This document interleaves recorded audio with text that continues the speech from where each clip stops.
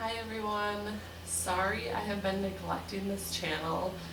I think I only have like 3 videos up and I'm so sorry. I will get to the point of this video. This video is about a book that I read and it is a must read if you are planning on homeschooling. So I will warn you right now, this video is going to be very rambly because I have like half a notebook filled with notes about this book. So I'm just going to be like skimming the pages, and so it is going to be all over the place. Sorry I did not have time to organize it. The book that I read, I checked out at our local library, and I really didn't think it was going to be a very good book at all. But it is called The Well-Trained Mind by Susan Wise Bauer and Jessie Wise. It's a mother and daughter who wrote the book, and it is all about the whole title of the book is The Well-Trained Mind, A Guide to Classical Education at Home. So it's all about classical education. And I guess what classical education is like a language-centered way of learning. So it's all about learning to read and write and like grammar, and then basing all of your learning off of that. Like your main focus should be reading, writing, and grammar. And the main reason for that is because if you don't know how to read or write, or if you don't know the rules of grammar and all that sort of thing, then you will not be successful in science or history or art or any other subject, because everything is based off of reading, writing, and grammar. So you want that to be really strong in your kids. So that is pretty much the gist of what a classical education means. Of course, it goes way more into depth, but so I want to talk about what is called the trivium. So what the trivium is 3 stages of learning. It is memorization, organization, and expression.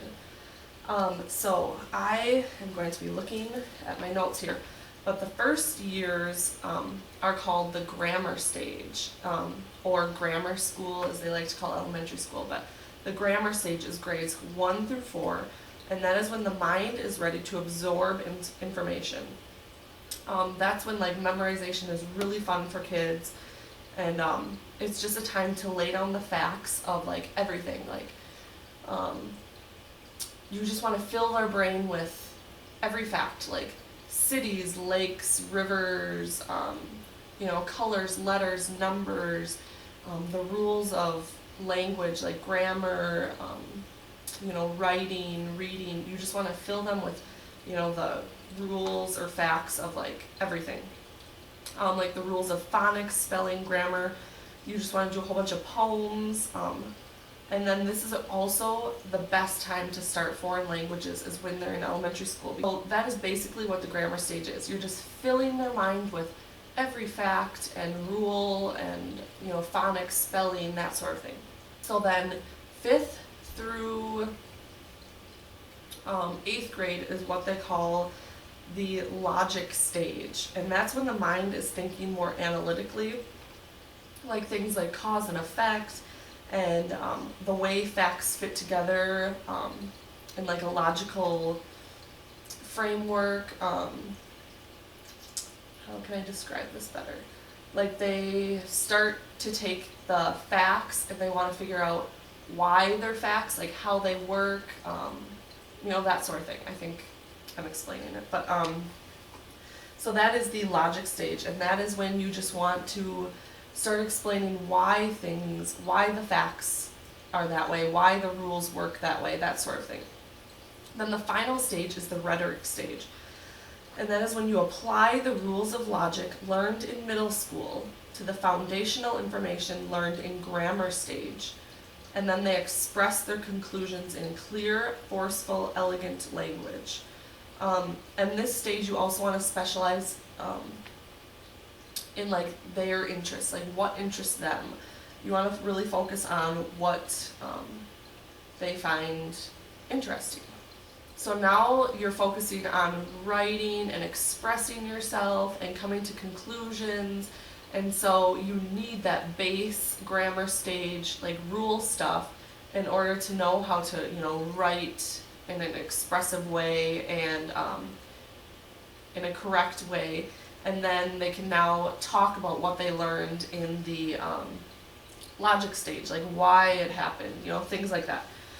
So that is what the trivium is, and it is such an amazing concept because it just focuses on how the brain actually works, and it uses that to your advantage on teaching your kids.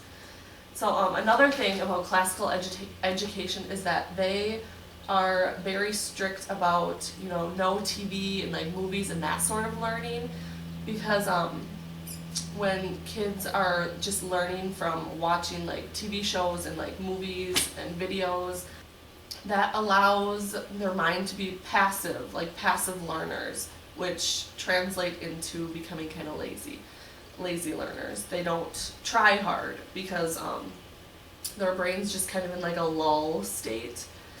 But if you are constantly, writing, reading, book kind of work, your brain has to work harder because they have to translate, symbols into meaning. Like letter A, they have to think letter A, the sounds of letter A, instead of just watching a TV show where the A's dancing around and singing and saying the word, and like it's just very passive for their brain. So, and we've never really had Julian watch any TV. He will watch the news sometimes, the weather when that's on. He thinks like the radar is really cool. I don't know, it's just nothing that we ever have done with him. But another thing I wrote down is that the whole structure of the trivium recognizes that there is an ideal time and place for each part of learning: memorization, argumentation, and self-expression. Argumentation is another word for, the logic stage. So classical education teaches a child how to learn. The child who knows how to learn will grow into a well-rounded and well-equipped adult. And I just really liked that quote in the book. You teach a child how to learn, because you're not going to be there to teach your child all of the time, so they need to know how to learn on their own. And just make learning fun, all the time fun. Okay, so I wrote down, let's see where it went. So preschool, so birth to 3. This is like the prep time for reading, writing, and math. So it says they recommend, this is all what this classical education recommends, 10 minutes a day for each subject, and then gradually increase to 30 minutes a day by age 5. So like for reading, with little kids, you just talk all the time, just conversation, words, alphabet, letter sounds, vowels, just that sort of thing, just lots of vocab and language. For writing, you want to teach them how to hold their pencil or crayon correctly from the start. Julian hates when I try to get him to hold the crayon the correct way, but if I start doing it now, it will just help him in the long run. So we work on that. You want to have them do their circles in counterclockwise direction because that's how writing is. And you just tend to do it, counterclockwise, but you want to try counterclockwise because that's how, the cursive writing goes. Like a lot of dot-to-dot pictures so that they have to connect the dots is really good for that age. For math, birth to 3, just count everything. Read books about numbers. We're constantly counting like toys and crayons and just anything. We're just always counting. For kindergarten, so 4 and 5 year olds, it says be relaxed, teach during regular family time, have them involved. So if you're cooking, have them cook with you, explain what you're doing, measurements, just things like that. If you're doing laundry, you're sorting, you can count, they're folding, they're doing things with their hands, that sort of thing. And they're also learning how life is, how to do the laundry, how to cook, things like that while they're learning. Colors, sorting, numbers, that sort of thing. Then reading, it says read everything, everywhere, signs, You know, just everywhere you go, point out signs that says stop, that says restroom, restroom is a bathroom, you know, things like that.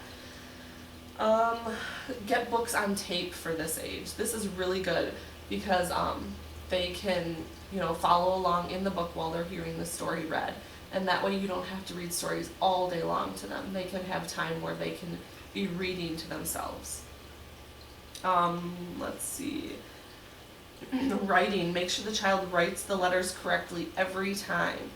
You know, some people, they don't want to correct their child every time because then they think that their child's going to feel like they're a failure, or they don't know how to do it, or they can't do it.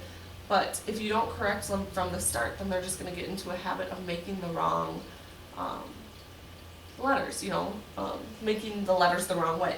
So if you correct them from the beginning, you don't have to say, oh, you did it wrong. You know, just say, okay, let's do it again, and this time let's make the line straighter, or, you know, stuff like that. Let's see, math. Daily, everyday math. Math is everywhere. It says play Uno, go fish, use manipulatives, you know, little counting things, tell time on the clock, count money, write numbers, just make it fun. Math is everywhere. So for elementary math age, they recommend 30 to 60 minutes a day for math. It says, learn the language of mathematics, use manipulatives to teach. You need concrete models first, then move on to mental arithmetic. And don't push them or math will be frustrating.